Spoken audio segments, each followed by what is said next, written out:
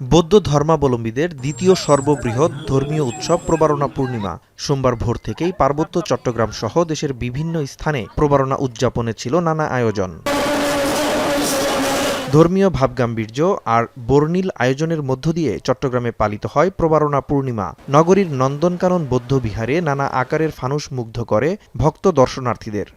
আমাদের পৃথিবীতে সকল প্রাণী যারা আছে সবাই যেন সুখে শান্তিতে থাকে। আজকের এই পূর্ণিমা আমাদের জন্য অত্যন্ত গর্বের দিন এবং ধর্মীয় বড় অনুষ্ঠান।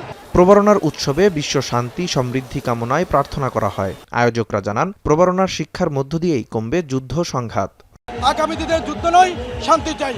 বৌদ্ধরা সবসময় শান্তিপ্রিয় মানুষ, সবসময় শান্তিতে বসবাস করতে চাই এবং সেই বার্তা নিয়ে আজকের এই প্রবারণা। এদিকে প্রবারণা পূর্ণিমাকে ঘিরে উৎসবমুখর পাহাড়ি জেলা বান্দরবান শুরু হয়েছে মারমা সম্প্রদায়ের প্রবারণা পূর্ণিমা উৎসব বা ওয়াকগোয়াই পোয়ে। মঙ্গলবার সন্ধ্যা থেকে শহরের বিভিন্ন সড়ক ও পাড়ায় রথ টানা হবে। সাঙ্গু নদীতে রথ বিসর্জনের মধ্য দিয়ে শেষ হবে উৎসবের। আজকে আমরা এখানে বিহারে ছয়ন দিতে এসেছি, অনেক ভালো লেগেছে। এই দিনটির জন্য আমরা সবাই অধীর আগ্রহে বসে থাকি, বন্ধু বান্ধব সকল আত্মীয় স্বজন নিয়ে। এই দিনটি অনেক আনন্দ সহকারে পরিবার পরিজন আত্মীয় স্বজন বন্ধু বান্ধব সবাইকে নিয়ে আমরা এই দিনটি উদযাপন।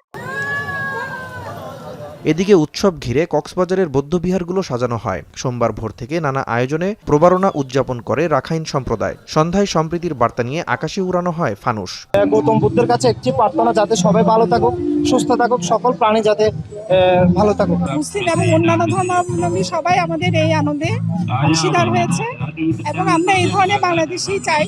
প্রবারণা পূর্ণিমা উপলক্ষে রাঙামাটিতে দিনব্যাপী বিভিন্ন ধর্মীয় অনুষ্ঠানের আয়োজন করা হয়। বুদ্ধ পতাকা উত্তোলন, ভিক্ষু সংঘের পিণ্ডদান ও প্রাতরাশ, মঙ্গলসূত্রপাঠ, বুদ্ধ পূজা সহ বিভিন্ন দান অনুষ্ঠান করা হয়। সন্ধ্যায় হাজারবাতি প্রজ্বলন ও ফানুস উড়ানোর মধ্য দিয়ে প্রবারণা পূর্ণিমা শেষ হয়। সকলে যেন সুখে থাকে, সকলে যেন দুঃখ থেকে মুক্তি লাভ করে।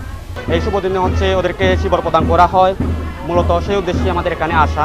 এদিকে উৎসবমুখর পরিবেশে সারা দেশে কোজাগরি লক্ষ্মী পূজা করছেন সনাতন ধর্মাবলম্বীরা। নাজমুস সাকিব সামি, এখন।